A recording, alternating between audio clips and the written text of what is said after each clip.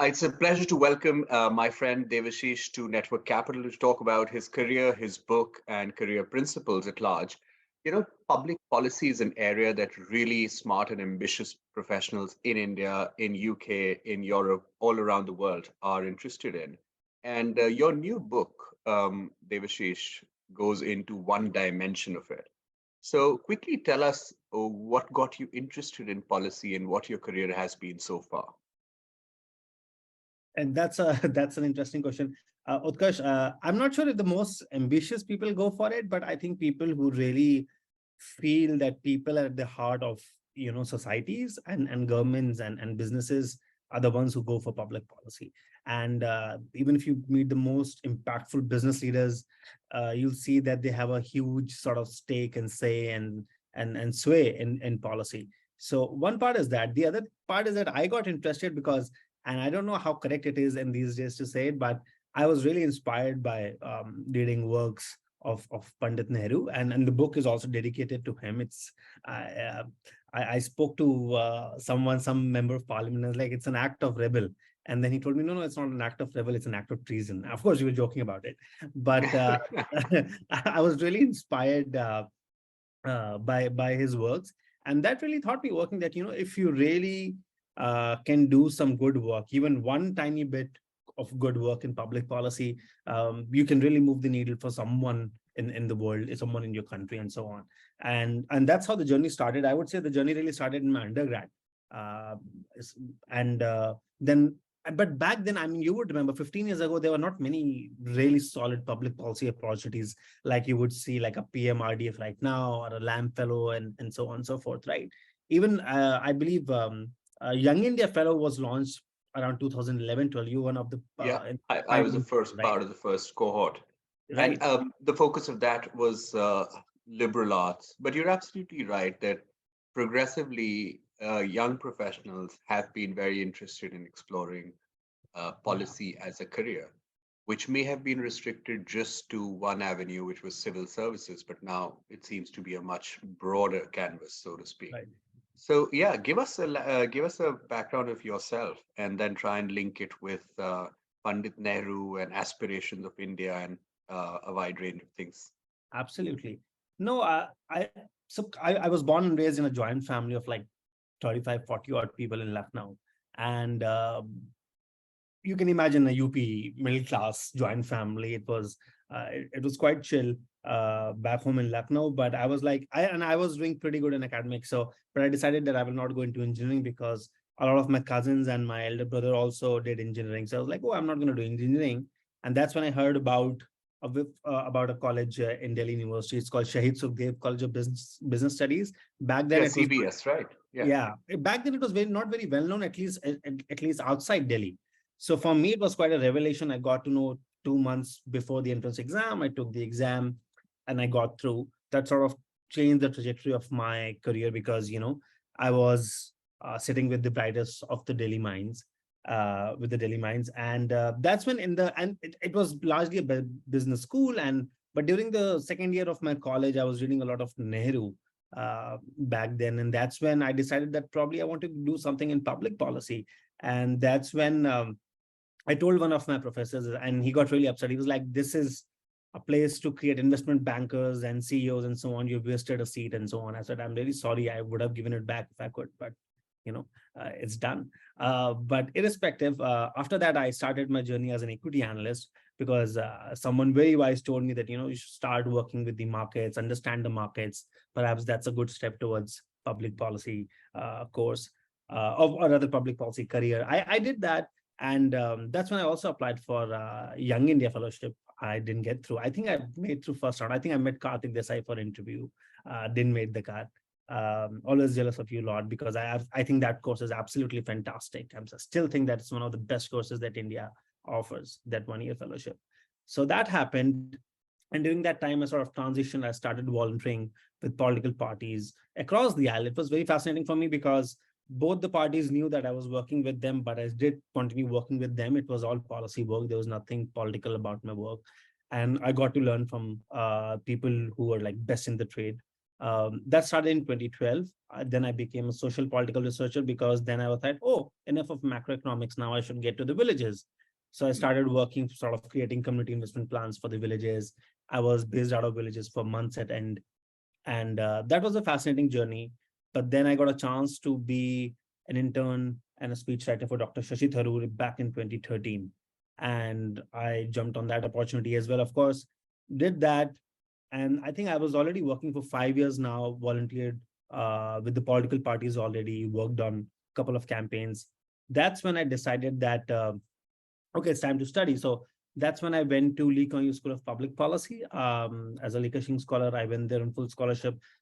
Thank God for that school, actually, because uh, they really, really like, I mean, I think I owe a lot of my policy career to LKY. Because, because if you're in Singapore, like unlike in American colleges, you get out of touch from India. But in Singapore, you were still in touch about what's happening in India, the political economy issues, Yeah. elections, and so on. So that was very interesting for me. So it's like I never left in some ways. So that was good for me. And after I came back, and there were a couple of things that I was supposed to join in Singapore, but I didn't do that because I got an offer from NITI Aayog, and that's when they had just announced that they're hiring people to write the national policy documents. And the 5-year plans were being discontinued. These will be new documents with a different sort of planning, very reform focused, very progressive, forward looking. Not that 5-year plans were not, but that's what, that was the positioning of those documents. And I got through that team.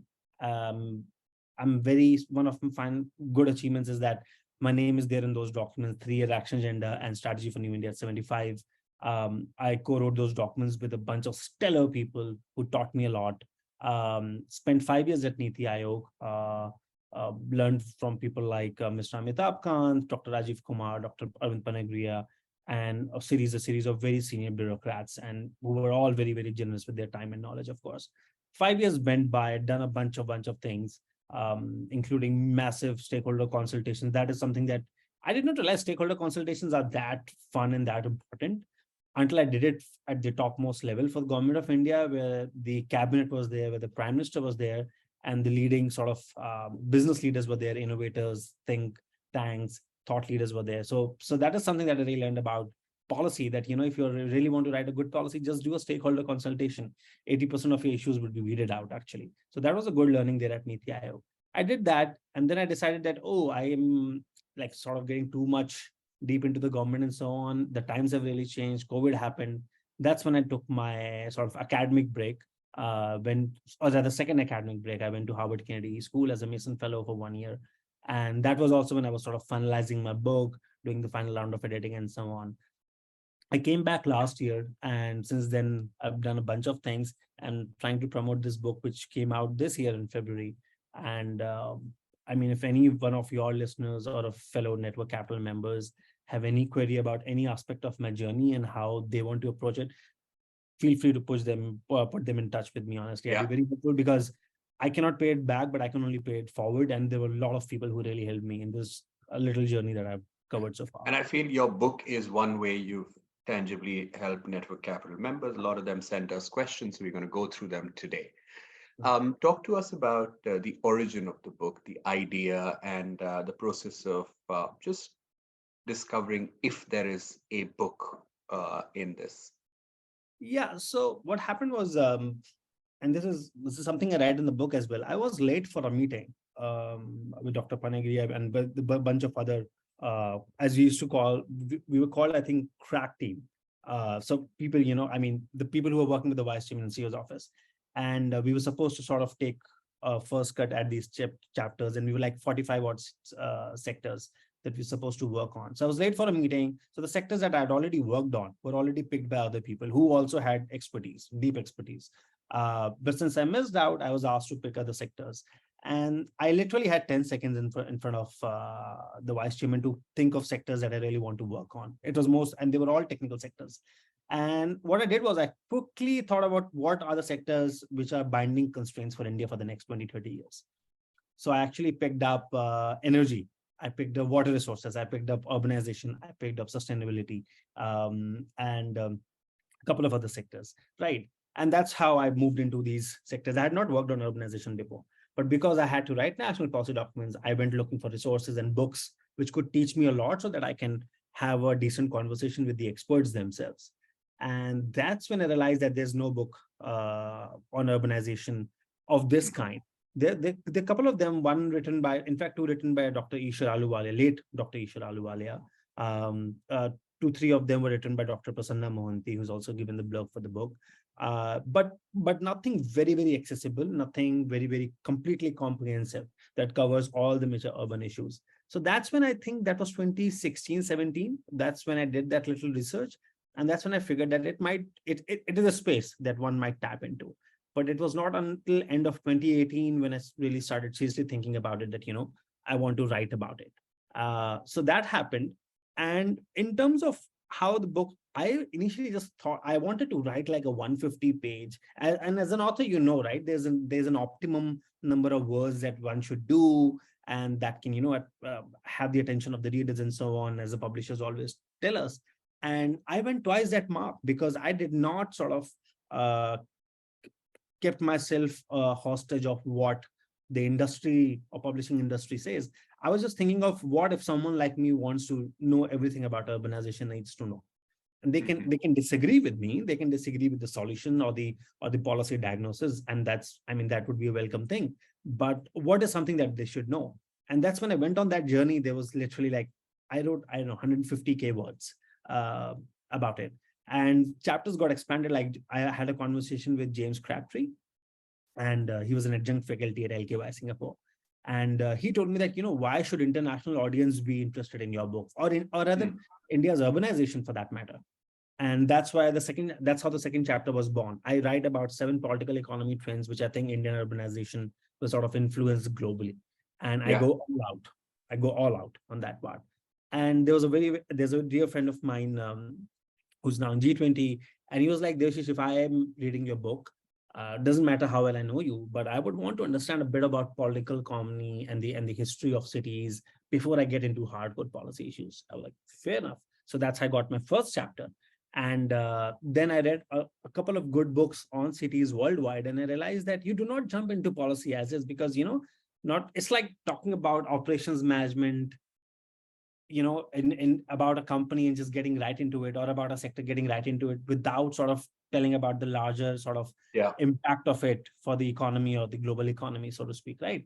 And that's when I write that maybe anecdotes and facts and figures and good fun stories is something that would sort of lure the readers in. They would understand why it's important. Like I start the chapter on urban land by talking about lift and cars. So essentially how cities change horizontally and vertically, that change the nature of urban land for us. And that takes us further, that why we should rethink how we approach urban land, particularly in India. So these are the things. You kept on improvising, keep talking to people who are like-minded and people you think that, you cannot stand or you cannot agree with at all. But because they also would push you, if you are having a fair conversation, they would also push you on your own assumptions. And I've been pushed back on my own assumptions about the thesis that I've taken on the book, the solutions I've given in the book, and the canvas, the frameworks that I've been using to sort of diagnose different kind of problems. I mean, the book talks about delimitation. It talks about mayors. It talks about the unsexy urban infra. I mean, we're all talking about metros and flyovers all the time, but talking about sewers and fecal sludge management and affordable rental housing is something that, we don't really talk. I mean, the case as it might be that most of, and I can say it for network capital members also, that we all have to acknowledge a privilege, right? A lot of these things we also do not really acknowledge in day-to-day world, because most of us are living in private housing and so on, and we got private solutions to a lot of these public goods issues. But this is something that is important for the larger conversation, and that that why we're just looking at, when we're talking about economy, we're only talking about national and state economies, and why not city economies. And what I mean, I was not supposed to write about tourism, but then I realized that a city can do wonders about tourism. And I mean, Spain, Italy, Portugal, they're classic examples of it, Japan, Korea, and so on and so forth. So anyway, so I've just tried to cover an entire canvas of issues with it. And I'm okay if people are disagreeing with me. I'm happier if people are agreeing with me. But the whole idea is to have all the issues at one place to really elevate the discourse. couple of weeks ago, someone asked me that, what would make you happy if a book has achieved this one particular thing? Would that make you happy? And I went completely outlandish. I was like, if my book makes cities sexy, if it makes urban policy and talking about these issues sexy, I'm happy. Because so far as we're having a conversation, I'm very very confident that the Indian polity and Indian political economy will land up in a good place. And you would, as you would have realized from reading the book, that I'm sort of a quixotic, sort of foolishly romantic when it comes to how I think India is placed for the next coming decades. But yes, the title is a bit alarming. Uh, and I want it like that, because in the course of the book, I realized, oh, we are also not doing this. Oh, we are also not doing this. Oh, we are also not doing this. And or if we are doing something wrong on this. And that's why the title came very organically to me. No one else suggested to me. It's not that I was going for something, a mega sort of theme for the book, but it really spoke to me, this title.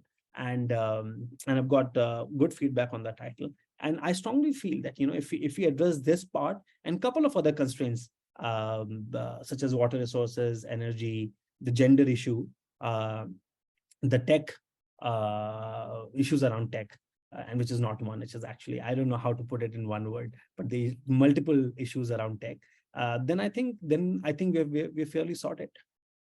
Well, that's really well said. Let's talk about the frameworks that you advance in the book from the lens of problems. So, from your vantage points, what are some of the major problems that India needs to overcome in order to advance its global potential in the coming years? So around the challenges that it needs to sort around cities or in general? Cities, from your point of view, because that's what you discussed Yeah, largely. okay, fair.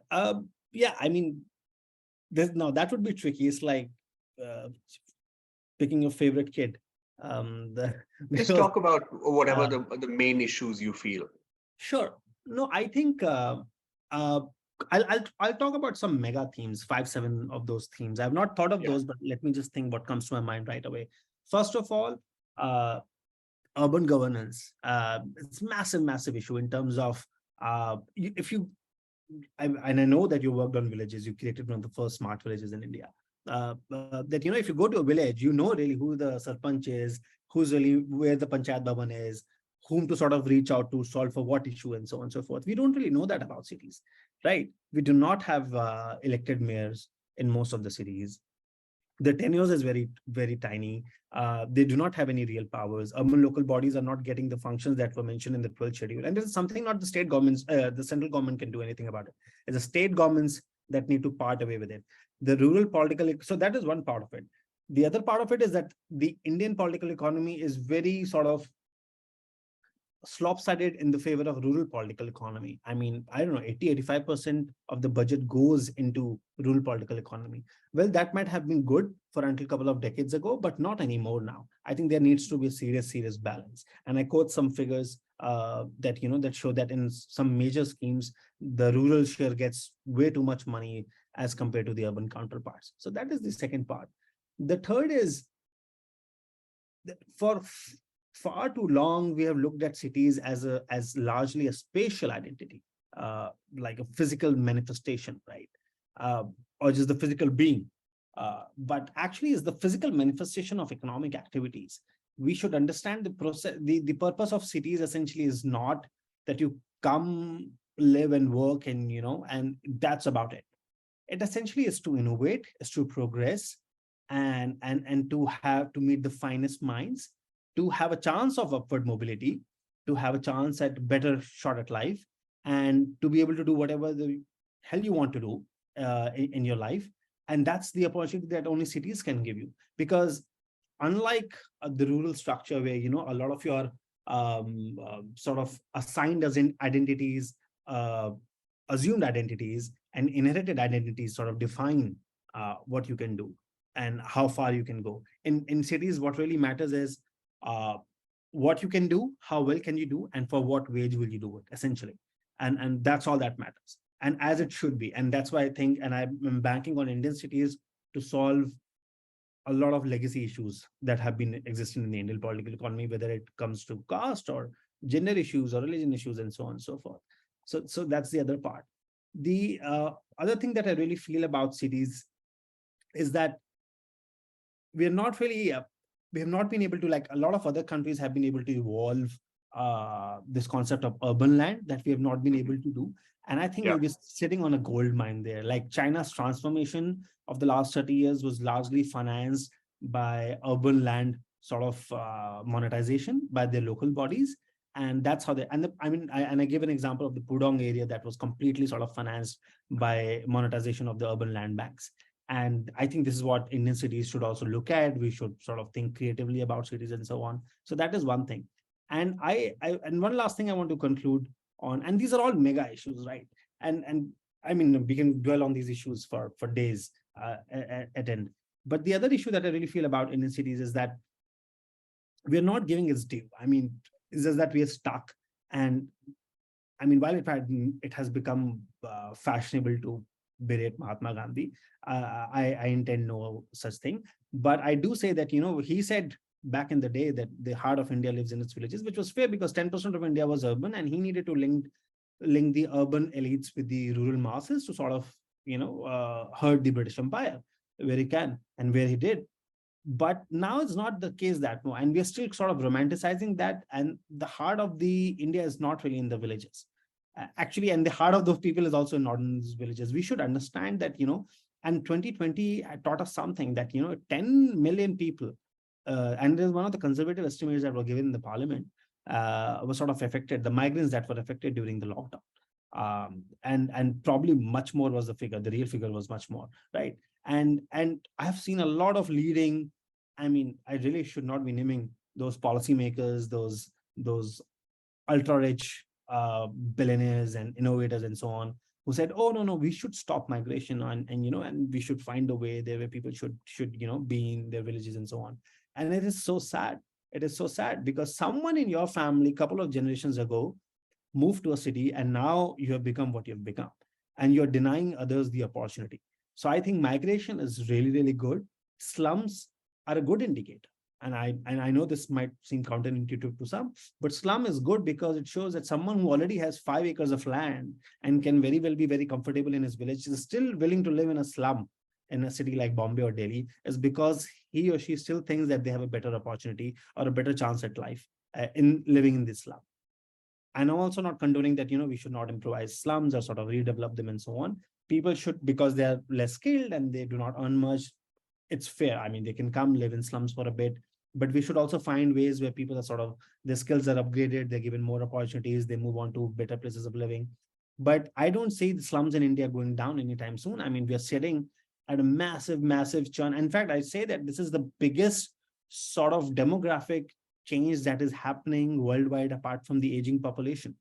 So one is aging population that is happening worldwide. The other is hundreds of millions of people are moving into Indian cities. The Chinese transition has already happened, and all these models, the Chinese model before that was East Asian, prior to that there was a bit of Latin American, and prior to that it was North American, and prior to that it was European, and so on. 300 years of this sort of change, which is now concluding in India, and probably it will be taken forward by some African countries such as Nigeria. We are seeing a major demographic change, and all these sort of transitions in all these different countries created a different kind of urbanization and different kind of cities. And I'm sure India is already creating its different kind of cities and urbanization, which the world can learn from, and which will be building on the previous experiences of other countries and civilizations. If I can go that far, I know Well, it's not projecting a lot, but these are my like top thoughts. but there's a lot to discuss and debate and agree and disagree with you, Devashish. But before I move to the next segment, I'm going to invite one of our patrons to ask you and throw the spotlight on him. So, Bhanu, the next minute or two, feel free to ask and disagree or debate with Devashish. Thanks, Utkarsh. Thanks, Devashish, for coming onto this platform. Uh, I I particularly love the book and the idea of the book. I mean, this is really a call for governance, a call for opportunity. If we don't get it right, then there is a big problem for us as a nation and maybe for the whole world. If India fails, the world largely fails, right? And same, in another 10, 15 years, we will be talking about the same thing in Africa as well. Exactly the same blueprint will replicate, right? I love the heading of the first chapter, right? The humankind's longest experiment. That's a brilliant title. for the chapter there. One other thing I wanted to understand is that, you looked at cities from various points of views, and those led to different chapters and stuff like that. One other thing which I felt a little bit under addressed and wanted to get your idea on about it. Have you thought about it or didn't think about it? Have you thought about it and left it? Just your thinking as an author on that dimension. When we look at cities, I mean, you rightly point out that cities are the places where, the bleeding edge of liberalization takes place in terms of mindset, and all that. But at the same time, cities also have been the bulwarks for movements and campaigns, at various points in time. You look at the Tiananmen Square, you look at the Mandal Reservation, you look at any big, movement or campaign, largely, except few which might have originated from the rural segments, but big movements really take their, they might have started wherever, but they take their grounding in some big cities and then get catapulted across the world or even across the countries, right? So just wanted to understand that aspect of cities. The second question I had was, one of the things which is slightly missing in the cities is the feeling of community, right? I mean, cities are growing, everything is growing, but again, the co-living community kind of factor is sort of on a diminishing decline, right? So just wanted to understand these two dimensions of cities and your thoughts, having thought about cities in so many different dimensions. Absolutely. No, so on the episode of, I actually, there was a section in the book, which I was something around at I think it was called In the Eye of the Storm or something, that it was eventually sort of, it was phased out, it was edited out, that section. But I actually have taken a very strong view, and I completely agree. And this is the view that the book has taken. In fact, let me say a lot of big campaigns do not only get consolidated, but they see the fruition in cities largely. In fact, that is the backdrop against which these campaigns gain their best momentum. Now, I go on to say, and it's part of the first chapter itself, it says that Buddhism and Jainism, India received those two very progressive religions when the urban churn was at its best at one point of time, right? In the history of India. One is that. The other is, I also go on to say that, communism got defeated and capitalism still continues its upwards and forward sort of march, is because capitalism is largely an urban movement, communism was largely in a rural movement, and it really shows that, that the urban movement has sort of overcame the rural movement. So one is that. I also say that, that campaign also was fought. Then there is, if you read the second chapter, there is about that Indian cities will decide what will happen to the global liberalism and conservatism, not just economic, but also social conservatism and liberalism. Similarly, economic as well. So again, say that the cities will be theater where all this will be fought. And then I talk about caste and gender sort of emancipation from these caste and gender issues happening, also being fought in cities, being won in cities also. And that's why I say that Me Too, there's the whole paragraph around is that Me Too would not have been possible if it wasn't for decently functioning cities.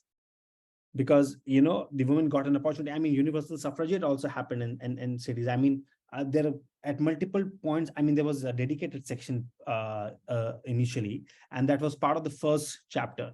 But now it's sort of got edited out. But I completely agree to your point, and I time and again bring up multiple campaigns which were won because they were fought in cities, or the way they were fought in cities, first of all. So completely agree on that part, Banu. And the second part about the feeling of community, I think there are two comparisons to be made. The feeling of community in a well-functioning city and feeling of community in a poorly functioning city. One is that. One comparison we can draw that. The other comparison we can draw is the sense of community in a city and a sense of community in a village. Now, you cannot get the village kind of sense of community in a city, because because the functions are different. The rural sort of you get a village because there was an agriculture surplus and you decided that you can live here and you can harvest here and that's the end of it, right? And then there's some bare minimum innovations that happened there and you are okay with it, right? So that is the rural part, because there's no migration that happens. There is no specialization of skills that happen. There is no upward mobility that happens. There's no wage increase. There's no innovation because there's no fostering of ideas. And all this not happens because there is no migration, right? And that's why, like, centuries and centuries, you can literally go to a village and you can ask about someone and they will tell you about the all 10 generations of that particular family, right? It's not uncommon. But in a city, it is difficult to tell because people are migrating in and out all the time. What really matters is that there might, I mean, cities like Singapore, they create a sense of community. How? To the Housing Development Board, they have created housing in a manner where the racial or the ethnic tensions are the minimum. They've ensured that, it's a mixed housing for different kind of groups, and there's more increased trust, and there's a sense of community when it comes to the city state, right? So you can have a sense of, so the interpersonal sense of community might be difficult to come by, but sense of community might be easier to come by when it comes to the larger city. And how will it happen? It will happen because suppose if I'll ask Utkarsh, or if I ask you in a second that, oh, where are you guys from? I mean, in all probability, you will pick a city. You will not tell a state, right? And even if your global peers would ask you, where are you from? You'll say, oh, I'm from this part of India, this city, right? I don't know if you've heard of it, but this part of India, right? But why do we do that? Because there's a sense of belongingness, there's a sense of community about a city. Now, I come from Lucknow. I have a very, very strong sense of affinity and community when it comes to my city. But the deal is now that thing is also declining a bit because of the urban design issues. Now the cities in East Asia looking to cities in South Asia, which are looking to similar to cities in North America and Latin America and so on. I mean, and that is an urban design problem. It is something that I've highlighted in the book as well. So sense of community will come, but it has to be with the city first. And second, you have to ensure that there are no trust issues. And then depends on how long people live, they will have their own sort of sense of community. I mean, you live in Italy, you live in Florence or Milan, if you live in Barcelona, you will very strongly identify with certain kind of traits. And that's where different cities attract different kind of people. I mean, New Yorkers are different. And I mean, they will identify immediately, oh, you're a fellow New Yorker. And then they will sort of work accordingly and they will act accordingly. So there's a sense of community with the city and with the people, depending upon how well the urban design is, how less the trust deficit is, and so on and so forth. So sorry, it's a long answer to both your questions, but Thanks for elaborating, Devashish. Thank you. Over to you, Utkarsh. But did that answer your question, Ban? Do you have any sort of Yes. See, I mean, I like the way you explained community, that there is a community feeling in the city, but it's slightly different from the way it traditionally used to be, right? And I think that's an important point to make. And then you really said that community, that the city community nature or the identity of belonging to city actually comes either gets boosted or impeded by how well the city is being run and how well the city is actually growing, and the pride to be attached with the city, or after a while you feel shy of saying I belong to that city, right? We've seen that situation happen as well, right? Yeah. And also because there are two fundamental forces at sort of conflict, because the rural political economy would ask you to stay fixated in that particular place. And by the way, my book doesn't intend to do village bashing. The book essentially says that what is needed for India for us to achieve whatever the promised destiny we all speak to about it ourselves and among each other, with each other. But the force of cities essentially comes from agglomeration and migration. Right. And the best performing cities, worldwide, if you look at it, I mean, why is Germany opening its, borders for a lot of other people? It's one is, of course, human rights is one concern of it, but there's also other factors involved in it. And that is also hardcore economics, because they know that's how the cities will function. Why is Canada doing it? Why is Australia doing it?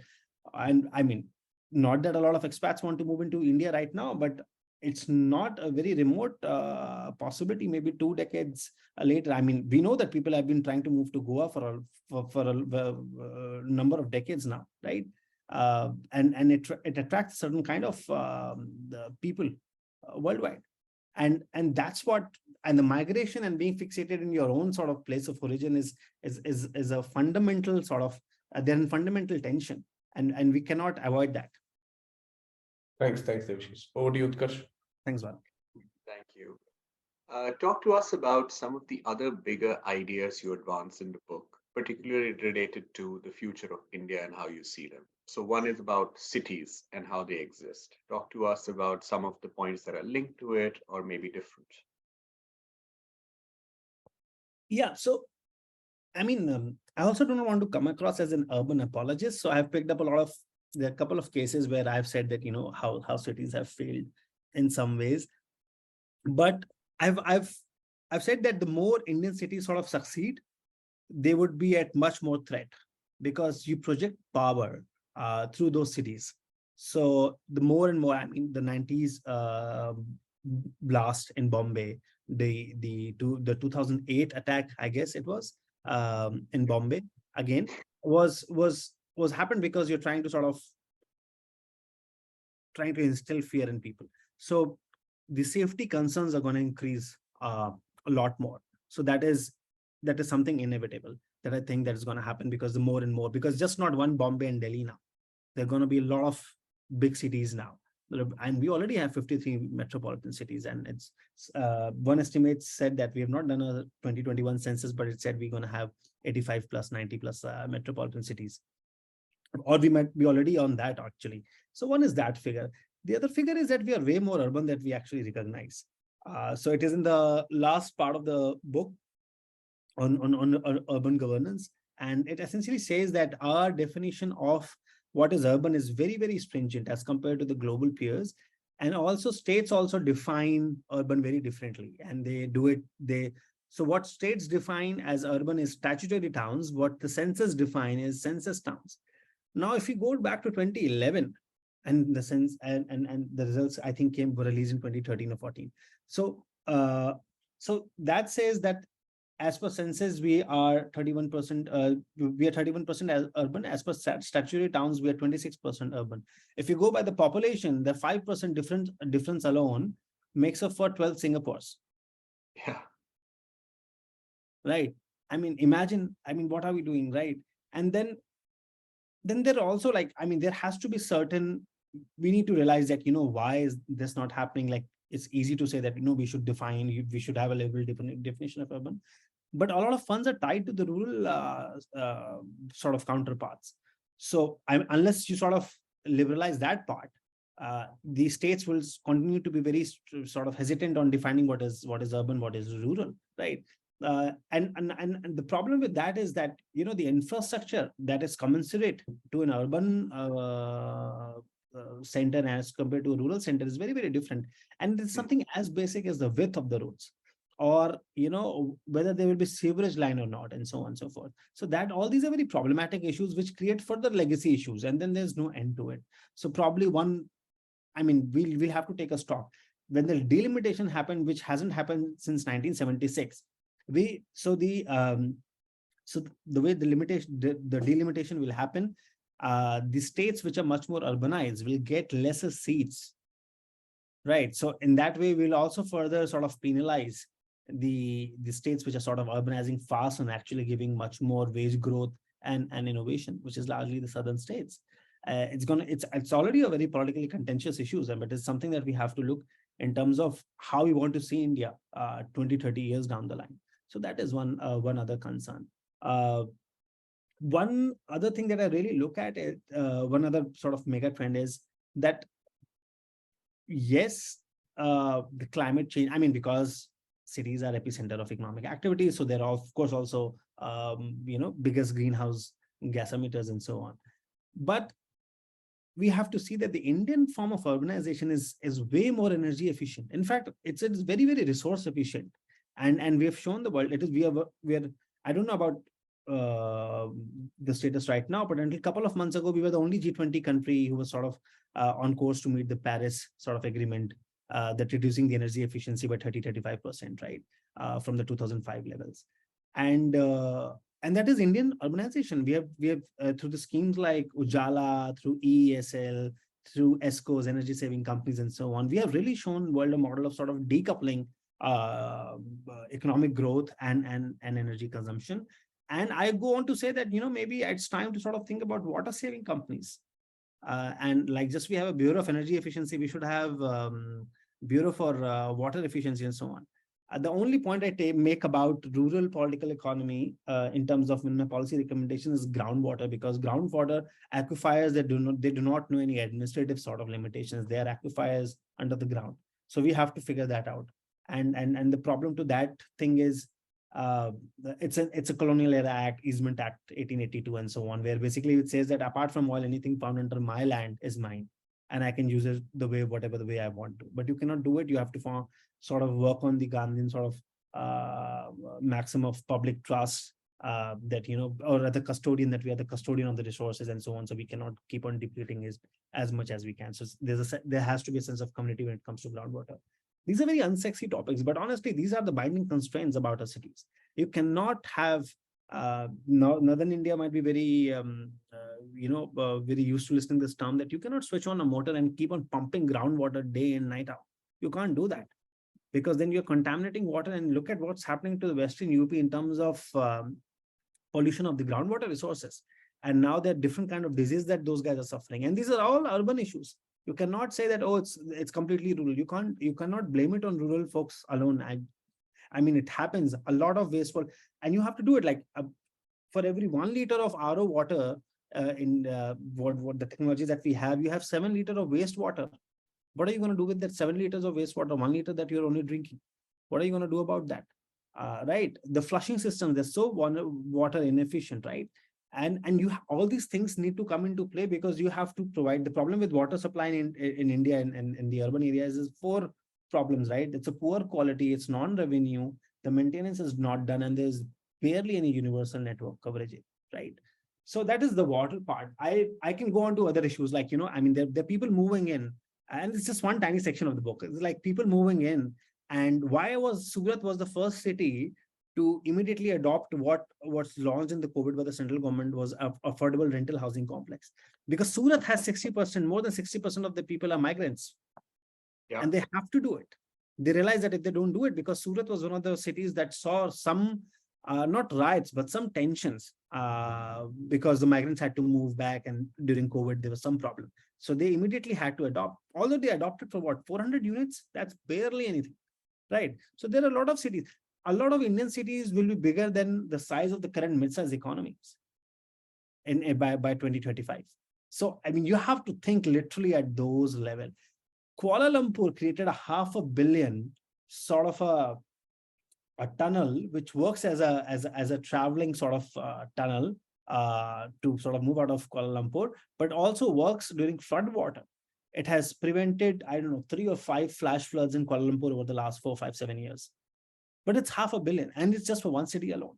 Kuala Lumpur could do it. It's petro money, right? But I'm just saying that, but are we providing even a fraction of that kind of infrastructure to our cities? And then we are all worried about, oh, flooding is happening and so on and so forth. I mean, I did so many podcasts and so many newspaper articles around just flooding alone. And it's something as basic as the width of the drainage pipes that needs to expand, because the climate change has forced us that there's more rain within a shorter span of time. One is that. Then you have to get rid of the solid waste prior to the monsoon season. Then you have to get rid of the solid waste, because that will block it. Then you will also have to make room for the river. So there was a Dutch concept. They had this Delta Works, which is a number of civil engineering projects in Netherlands, which sort of ensured that their cities were not flooded. And one of the projects within this was Room for River, where they ensured that the natural course of the river is not disturbed in Netherlands. So we have to think on those lines. I mean, I can go on. I mean, pick any topic. I think I am just going all over the place. Pick any topic that you want to talk about. And, like I'm very optimistic about how the global labor movement, like people are upset that, so many Indians have sort of moved out of India and are going to different countries and so on. I'm not upset. That is the nature of cities. That is the nature of migration. Countries, nation states is a recent phenomenon. It's a 600, 700-year-old concept after Treaty of Westphalia, right? Nation states that, oh, Italy is different, India is different. It's that kind of a thing. Yes, the sense of identity of being an Italian and being an Indian has been different since forever. That's one thing. But the idea that you need a visa to go and work there is something, it's very, very recent. I think until the First World War, you didn't even need visas or something, right? Someone told me. Anyway, point being that people will still go from India to Italy or London or wherever they want to be. And just we are saying from villages to cities or one city to another in India, they will do it globally also. So they're all following laws of the market and the economics, and they're all looking out for themselves. It's not bad. But my point is that they will come back, even if a fraction of it will come back, or even if there's a knowledge transfer of what's going right there, right, in those cities. And that is sort of, that percolates into urban governance here in India. A lot of those things will improve. So I'm very bullish on it. And there are a bunch of, like, honestly, I think I'm getting all over the place. Utkarsh, now you'll have to point me to a particular sector and then I'll tell you. No, this is all very helpful. We deliberately planned this to be a free-flowing discussion around the big ideas for India. Let me throw the spotlight back on Bhanu, who wants to follow up. Yeah, I don't have a question, but I just wanted to reconfirm what Devashish is saying. So Devashish, you were sort of saying that cities are, I mean, belonging to a city is a much older phenomena than belonging to a nation state, right? That's what you were trying to say. Not really. I mean, although largely it is true. Okay, there are two parts to it. First of all, when I was referring to, 600, 700 years, all the Treaty of Westphalia thing, I essentially was referring to the fact that, the administrative boundaries, the sense of community of being a part of one particular country or a civilization is one other thing, right? But the fact that you need visa to go work and and work at some particular country or city, that is something very, very recent, right? Right. And they continue, and people will continue to migrate and so on. So one is that. So one is administrative part of it. The other is identity part of it. Identity part of it is since forever old, right? Since the advent of time. And not the advent of time, actually, 10,000 years, honestly. We are just like, humans just try to exaggerate their importance on Earth. So it's just not the advent of time, but maybe 10,000 years old, right? So one is the sense of identity. The sense, the work, the part about visa is something, I'm something saying that it's something much more recent.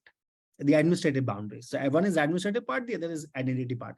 But when it comes to the city, people believing that, they belong to city more than a country, I completely agree. And the book sort of reflects on it time and again, that, and I also just mentioned it a couple of minutes ago, that if you ask someone, a Sicilian in Italy and someone from Florence in Italy would identify themselves as very different beings. A New Yorker in America and someone who's living in Cambridge in America, they would be very, very different. And that's why a lot of times because you are impacted by your local community, your local infrastructure, your local politics, your local identities. And you cannot, look at India alone. Would I relate to any other city? No, I would still continue to stick on to my Lucknow identity. And so would be Mumbaikars, so would be Bangaloreans, so would be people from Hyderabad and so on and so forth. And so I guess, yeah, in some ways, the identity of a city, and I would also add the identity of language, is something that goes beyond the identity of a country in many ways. Thanks, Devashish. Fascinating. Any final thoughts or comments or suggestions for millennials and Gen Zs all around India and the world listening to this? How would you want them to apply some of these lessons to their work life or daily life? I would say that not me, I think a lot of people say this, but it is an interesting time to be an Indian, and it is an interesting time to be in India. Or I would add one more maxim, that it is also interesting time to be working on something that is related to India, right? The three maxims, and it's something that is now largely accepted, right? And the book sort of builds on that. And I would just simply say that,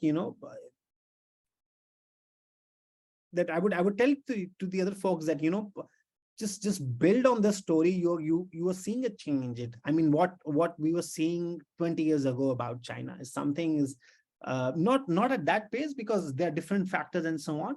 But it's also very interesting that has ever been such a big democracy gone through such a change. Actually, the last big democracy was like America, and that was like the transition that happened in America was from 1870 to 1920, the big urbanization change that happened there. And now it's happening 100 years, literally 100 years later, and of a country which is 5 times the size. In fact, I don't think so. US was 300. I don't think so. It was probably 150, 80 million. I don't know what was the population of America then. I believe 100 million. Yeah. 100 million, right? And then we have 15 times of that right now. So it's a very interesting time to see how things unfold. One is that.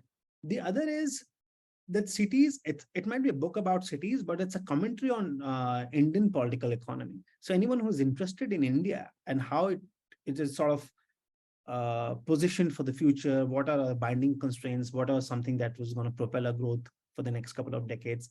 If you're interested in that, you might find a good friend in the book. That is something that I'd say.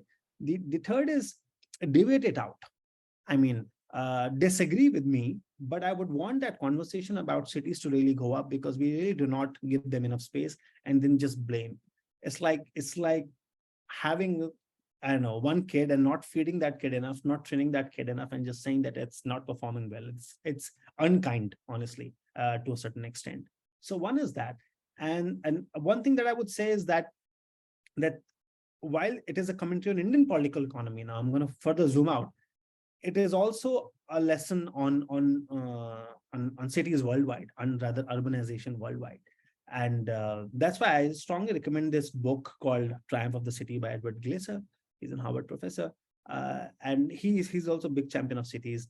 But I would simply say that this book was written on this very desk when COVID was raging in India, the first, second, third waves and so on.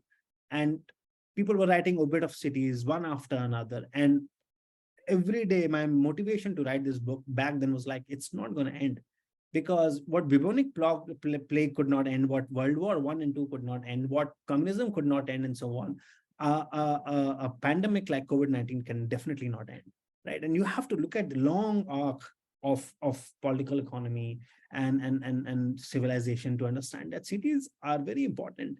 And Lewis Mumford said that cities, that villages invented fair bit of things, not way too many, but one of their inventions was cities. So city was an invention of a village, but probably the city has undone its progenitor in some ways, that it has made it redundant. And I'm not saying that. Someone asked me, a very leading journalist asked me a couple of weeks ago, that are you saying cities going to be there or not? Villages are going to be there or not? Villages are of course going to be there. They are in Europe, they are in America, they will be everywhere. But no one should be forced to live in a village, because everyone deserves a shot at better living, at better wages, at better quality of life, and so do their successive generations. And cities is something that can provide that. Cities come with a lot of fault lines: safety, inclusivity, climate change related issues, emission issues, and so on. But there's nothing that cannot be addressed, first. And second is, the book is not about comparing a village to a city out and out. It is also about comparing a well-functioning city to a poorly functioning city. And that's why the book might have a fair bit of global relevance, because as I mentioned in the second chapter, that there are 7 trends that I've identified that will sort of influence the global political economy because of what's happening in Indian cities, including, how a voter decides to vote in America.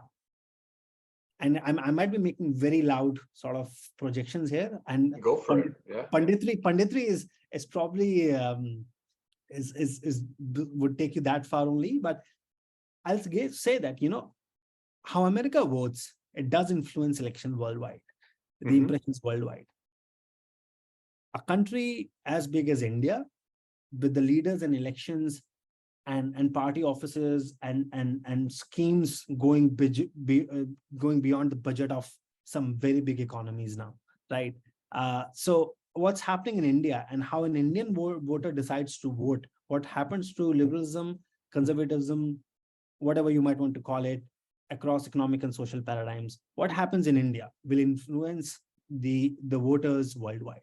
So it's just not consumers, it's just not CEOs, it's just not migrants, it's just not remittances, it's just not, average Joe business issue. No, it's hardcore fundamental existence of how the voters are going to vote. Will be the Indian elections will be more and more closely watched as our American elections. It's just not about our economic power. It's also because 1.5 billion people voting and largely urban population voting, and a country that is coming out from millennia of legacy issues, and that would all unfold. That the theater will be Indian cities. So on that note, I'll conclude that.